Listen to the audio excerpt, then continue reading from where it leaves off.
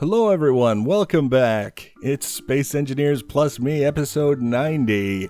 I'm Enigmius, and today we're doing the shakedown of the WobbleCopter Mk.II. This is our mining ship that uses our homemade auto gyro to level a borehead.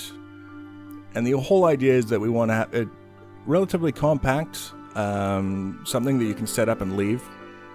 Not necessarily expensive to build, and pretty easy to get going in terms of getting down to the material, extracting the material, and then either shutting it down until you can go around and pick it up, or removing itself from the hole, moving to a new location, and continuing to mine that way. So we've got remote control set up, we've got cameras set up on the ship so that we can get an idea of what's going on, even when we aren't present, to oversee them ourselves. And part of that was we attached a little ship that we made called the Hummingbird to the WobbleCopter with the merge block, but we did an extremely poor job of taking a look at how else it might connect to the WobbleCopter when we engaged that merge block, and we ended up having to fly the Spectre Omni down to the WobbleCopter so that we could do some minor surgery and remove the Hummingbird from the ship because it was connected in too many damn places.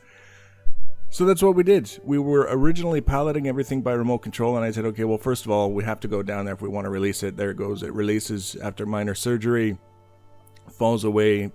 We can bring it down, kind of line it up with the artificial horizon, and then we can leave it. We don't necessarily have to do a whole lot with it.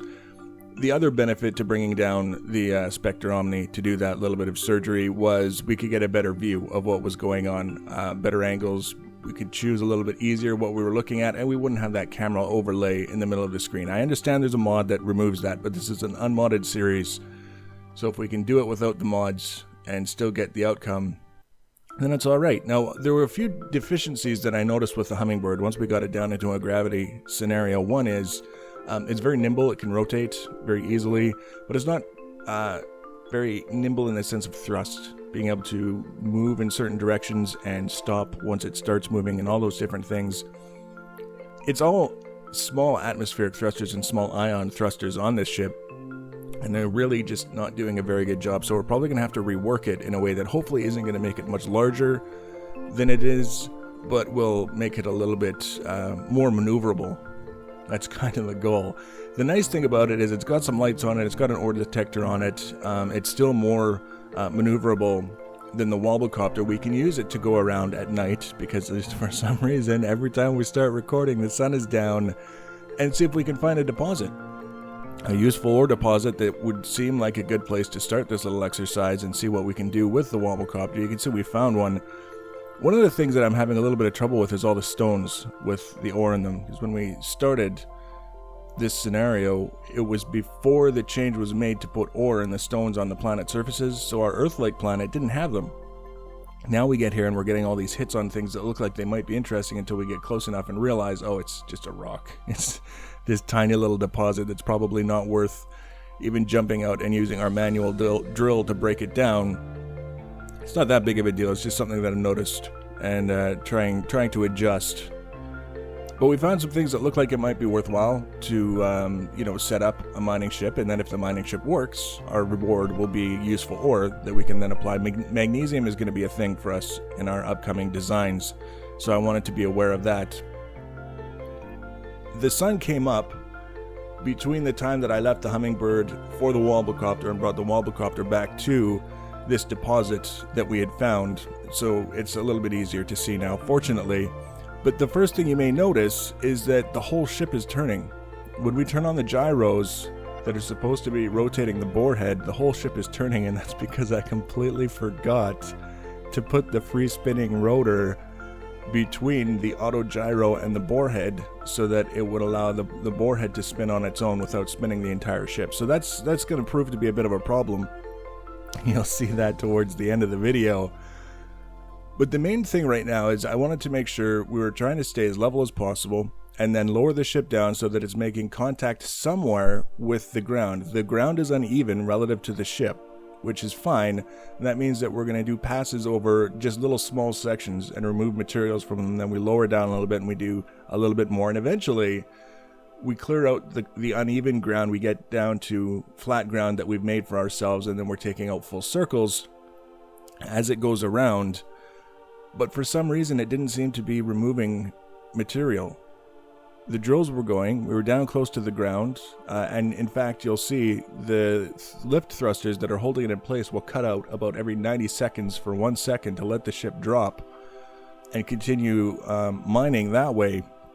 And even then it's not really moving a whole lot of material, just a tiny bit. So that was a bit of a concern. I don't know if there's an issue with drills. I don't know if there's an issue with the way things are being rendered to make it look like we're closer to the ground than we are. But what I do know is that this whole business of spinning around the whole ship in circles and not actually removing any material doesn't really work.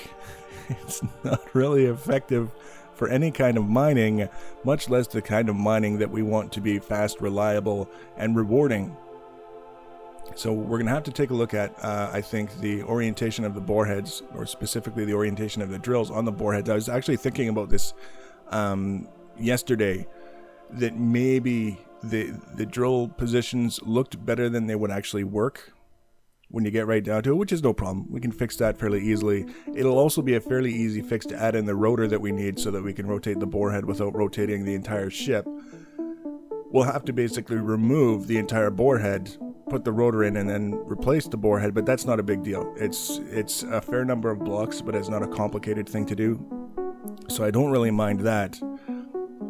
And then we have to kind of make sure that whatever happens as a result of all the changes that we make, we're clearing material fast enough. So you can see we turn off the thrusters for 1 second, the ship lowers. We've got a lot of drills making a lot of contact with the ground now, but unfortunately we haven't cleared enough material from under everything since the last time we dropped it for this to be a stable operation. At this point you can see with the artificial horizon, I made a point of leaving the artificial horizon on the screen so that we could see how we're doing with the upper section of the ship relative to the borehead and all these other things. And you can see as the whole ship is turning around, its position in the artificial horizon is changing, which is not a very good place to be in at all. But by the same token, you would think, looking at it, that we've got so many drills in contact with the ground that we've got to be removing something. And we are, but it's not nearly as much as you might think for the amount of contact that we've got. And again, this is kind of raising questions in my mind exactly what specifically is going on, but I can't really fixate on this idea that definitely, yeah, I'm convinced it's a bug and I'm not going to do anything to change it, because if it's not a bug, then I could have fixed it, but I didn't, because I made an assumption that wasn't correct. So we're going to look at that. We're going to look at the position of the drills on the borehead to try and make sure that we're getting the most out of them. We've got a lot of drills in there, and if they're not going to be doing their job, then they're kind of just using up resources for nothing. We're going to add the rotor so that the borehead can turn independently of the main section of the WobbleCopter. We're going to take a look at the Hummingbird. We're going to make some adjustments to hopefully make it not only nimble in the ability to turn, but also in the ability to move and stop moving. And then we're going to be back and we're going to do another shakedown. We're going to test everything. We're going to get it working. And then once everything is working, we're going to make the blueprints. We're going to release the blueprints for you guys. We're going to use the blueprints ourselves to make a small fleet of WobbleCopters and Hummingbirds. And then we're going to build a ship that's going to carry them around so that we can do mining and all kinds of other fun things on a larger scale than we're capable of in the past. And hopefully able to keep up with what we need for the future projects that we have in mind. And it's fortunate now that I'm losing my voice towards the end of the video as opposed to in the middle. Excuse me. But you can see this is the fate of the WobbleCopter Mk.II after its first attempt at a shakedown. It's kind of fun.